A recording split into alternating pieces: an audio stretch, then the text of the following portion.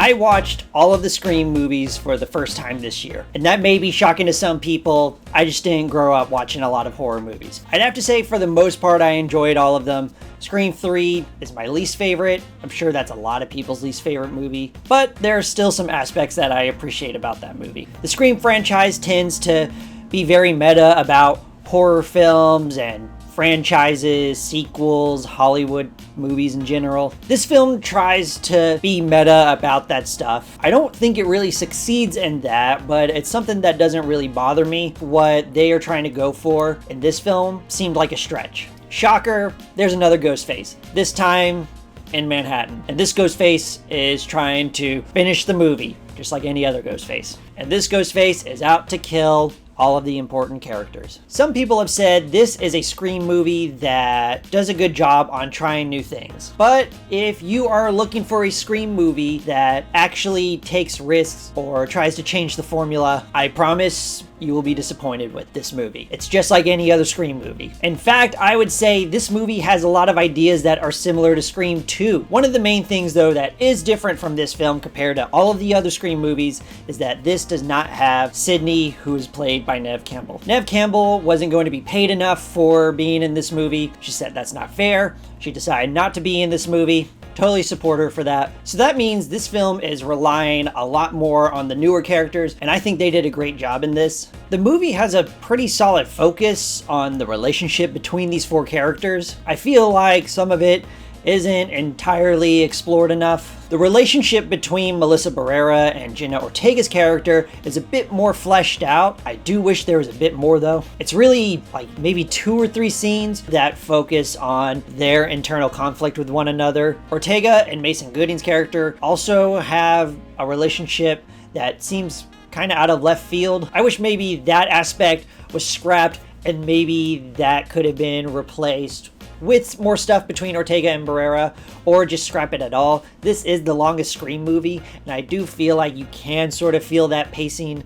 just a little bit towards the end. But if that meant that we had to cut that aspect between Gooding and Ortega, well, that would mean Mason Gooding is just really pointless in this movie. They did something with him at least. I really love Jasmin Savoy Brown. I think they really got to do a lot more with her in this. She is entertaining to watch in this. She's also involved with my 2 favorite scenes in this film. I will also say that I really enjoy what they are doing with Barrera's character named Sam. I'm really getting like inspirations from the original Star Wars trilogy. I think it's interesting and it shows a side of Barrera's acting that I've never seen before. Now granted, I've only seen her in 2 movies, and that's the last Scream movie and In the Heights. And those are 2 pretty different performances, and I think she's really good in both of them. Hayden Panettiere has returned in this franchise. I like what they're doing with her character. I feel like we'll probably see her again just because they're starting to run out of older original actors for this franchise. Finally, as far as characters go, I will say that Dermot Mulroney is awesome as Detective Bailey in this. As far as the Ghostface kills go, I thought they were all pretty cool. Really enjoyed the opening for this. The shocking thing is that this is not even in my top 3 favorite Scream openings, but man, it really got me. I thought it was interesting, really got me hooked to see where the story was going. I think this Ghostface is really aggressive, and it's not just about the kills that I think are interesting about this Ghostface. It has a lot more to do with other aspects. This one is really physical. There's more detail into the costumes. I love the mask particularly more than any of the other ones. It's gross, it's old. Those details make this Ghostface more interesting to me.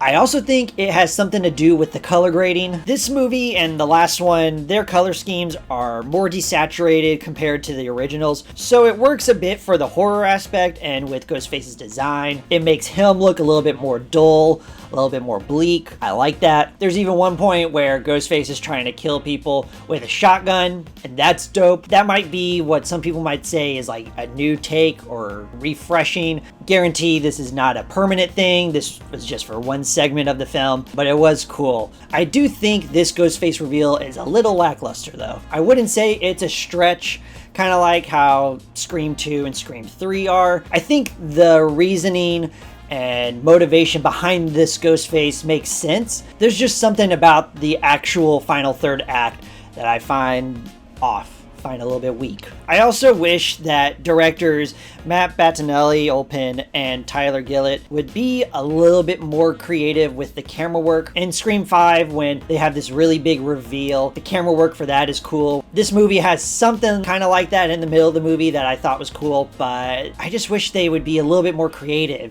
Do just weird edits or give us some Dutch angles, things like that. It could heighten the horror aspects and it would add some flavor. Maybe that's just me being nostalgic for the Wes Craven films, because Wes was really good at doing stuff like that, especially in the first Scream movie. Then again, seems like they are in control of this franchise now. That's just a little nitpick that I have.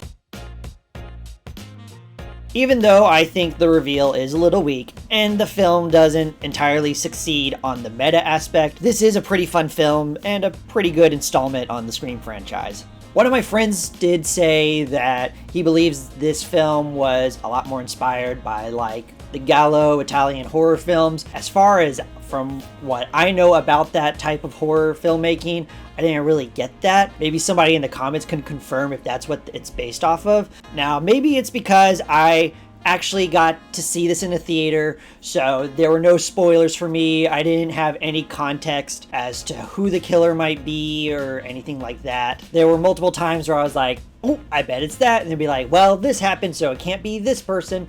Oh, well, actually, maybe it is this person. A lot of that was going on in my brain, and I thought that was fun to me, at least. I don't know, maybe for some people it was incredibly predictable to tell who it was. I think this movie, and really all the Scream movies, do a really good job at subverting expectations with that.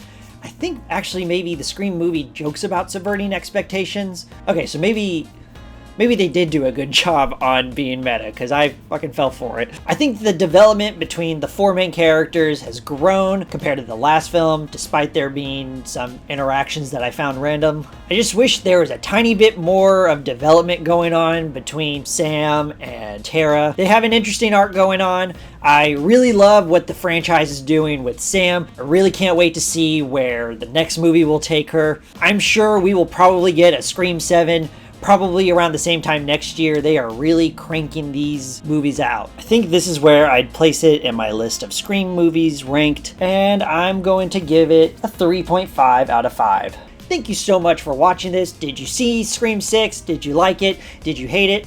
What do you think the next movie is going to focus on? Do you think it's going to take place in LA? Or I don't know what they're going to do. Wait, Scream 3 took place in LA. Oh yeah, I forgot about that. If you like this, like, comment, subscribe. Make sure you exercise every day, drink your milk, and have a great day.